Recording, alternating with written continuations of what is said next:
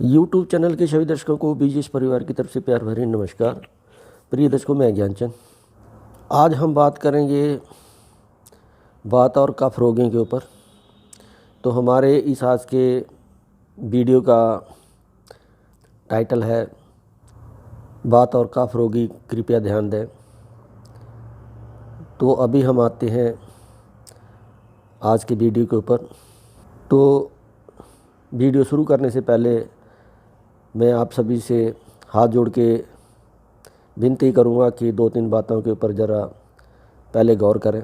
सबसे पहले मेरी बातों के ऊपर, दूसरा खान पान पे, तीसरी बीमारी के ऊपर। अभी सर्दी का मौसम है। इस सर्दी के मौसम में हमारे शरीर से जुड़े तीन दोष, वात, पित्त, कफ, ये हर इंसान के साथ जुड़े होते हैं। किसी का पित्त ज़्यादा होता है, किसी का कफ ज़्यादा होता है, किसी का वात ज़्यादा होता है। लेकिन इस सर्दी के मौसम में पित्त का कम प्रकोप होता है, लेकिन वात और कफ का ज़्यादा होता है। तो इस करके वात और कफ रोगी ज़रा मेरी बातों को ज़रा गौर से सुनना कि जो भी वात रोगी हैं, वात रोगी मीन जिनके हाथ पैर, गोडे,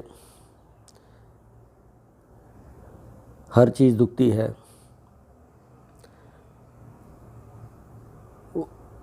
वो खान पान के लिए मैं नहीं कहता कि कुछ छोड़ दें, सब चीज़ खाएं, हर चीज़ खाएं, लेकिन खाने का एक तरीका बना लें, तरीके से हर चीज़ खाएं। ठंडी चीज़ें दिन के टाइम खाएं, जब सूर्य की तपस पूरी होती है। 4 बजे के बाद सूर्य की तपस कम हो जाती है, तो उस टाइम ठंडी चीज़ें खाना बंद कर दो। बैली चीज़ें कम खाओ जो गैस बनाती है। बात मीन गैस, हवा। तो आप ये चीज़ें दिन दिन में खाएं, हर चीज़ खाएं। उसके बाद उसके ऊपर खाने के बाद पचाने पे जोर दें। और कफ रोगी, सर्दी का मौसम है,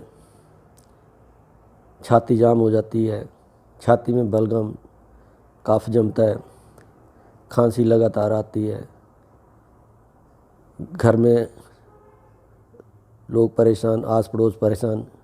तो खान पीन पे ज़रा ध्यान दें। ठंडी चीज़ें ना खाएं, बायवादी वाली चीज़ें ना खाएं, चिकनाहट वाली चीज़ें ना खाएं। अब ये दोनों रोगी क्या खाएं क्या ना खाएं।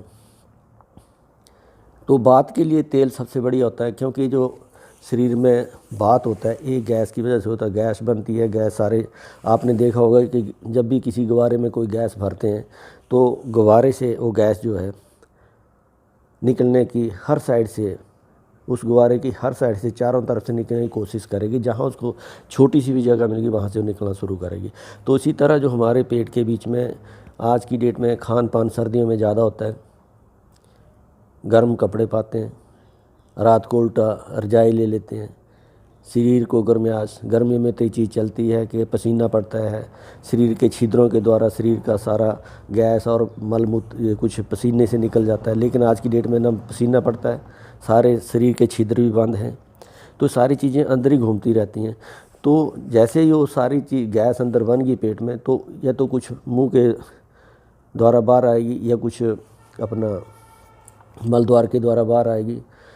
तो जो बाकी बचती है वो निकलने की कोशिश करेगी। तो पैर के उंगलियां, हाथ की उंगलियां, हर जगह पे जहाँ पे उसको निकलने का ये मिलता है, वो जहाँ जॉइंट्स होते हैं वहाँ पे निकलने की कोशिश करेगी।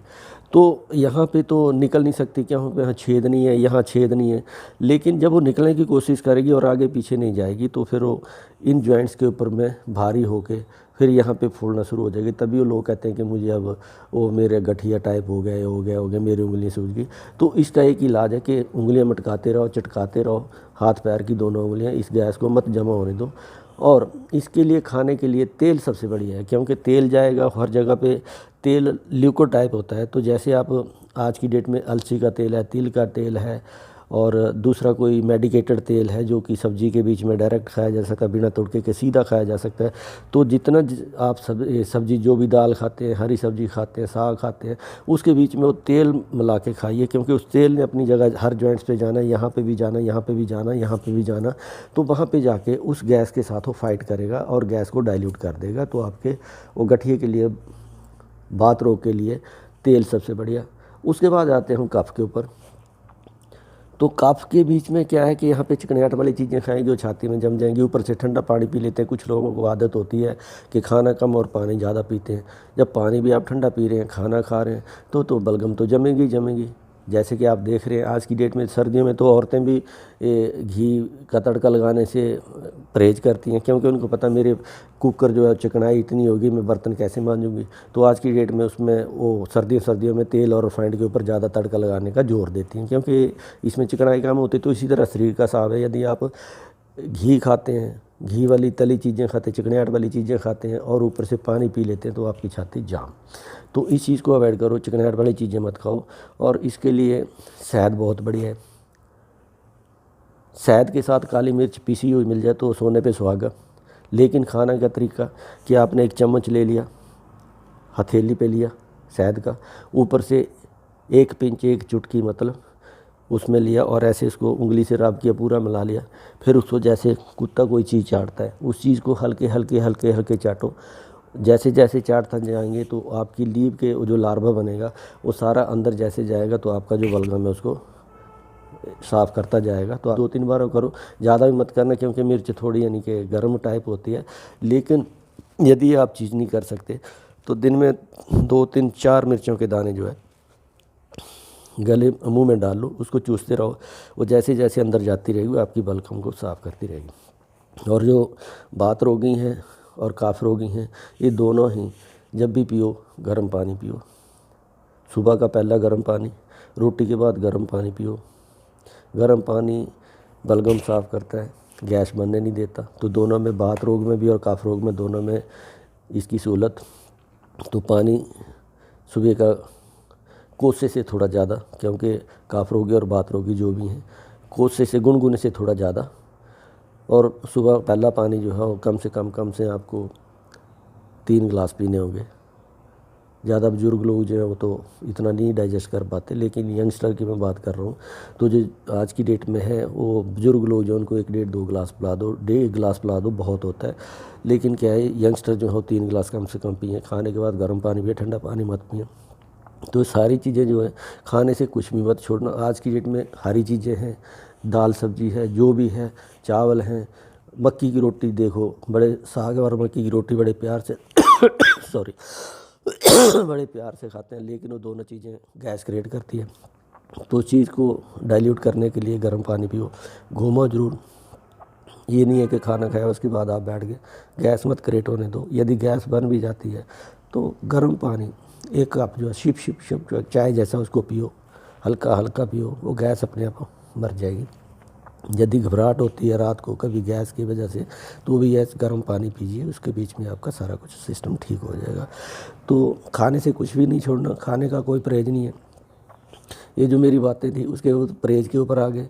उसके बाद आना रोग। तो रोग के ऊपर तो यानी आप रोग को, यानी कि मैंने पहले भी आपको बोला, इसी पिछले वीडियो में बोला है, यदि आप बीमारी की तरफ ज़्यादा देखोगे तो इसका मतलब आप बीमारी से डर रहे हो। तो बीमारी की तरफ आपने काम देखना है, खान पीन पे उसका बीमारी के अगेंस्ट की मुझे ये चीज़ होती है। तो जैसे रात को राजमा, काले साबुत चने की दाल, काले चने, ये सब गैस क्रिएट करने वाले हैं।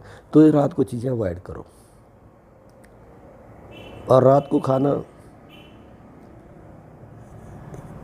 आधा पेट रोटी से भरो, 25% पानी से भरो, 25% खाली रखो। जो भी आपको डकार है, ऐसे मत करो कि बिल्कुल पेट भर खा लिया, यहाँ तक भर के खा लिया, उसके बाद सो गए, तो फिर आपको डकार नहीं आएंगे, क्योंकि पेट आपका भरा पड़ा है। तो फिर आपको रात को गैस बनेगी। गैस तो बनेगी बनेगी, क्योंकि एक तो आपने गर्म कपड़े डाल रखे हैं, ऊपर से रजाई ले रखी है। तो शरीर को जब गर्माहट मिलेगी, पेट को गर्माहट मिलेगी, तो कोई ना कोई चीज़ जो है, जैसे आप यानी कि चूल्हा जलाते हैं तो लकड़ियाँ जो होती है वो जलती तो ज़रूर है, ताप भी देती है, लेकिन कुछ ना कुछ धुआं तो छोड़ती है। इसी तरह हमारा पेट यानी कि एक धुआं छोड़ता है जो कि गैस बनाता है। तो फिर वो आपको परेशान करेगा, क्योंकि गैस ने तो निकलना नहीं है।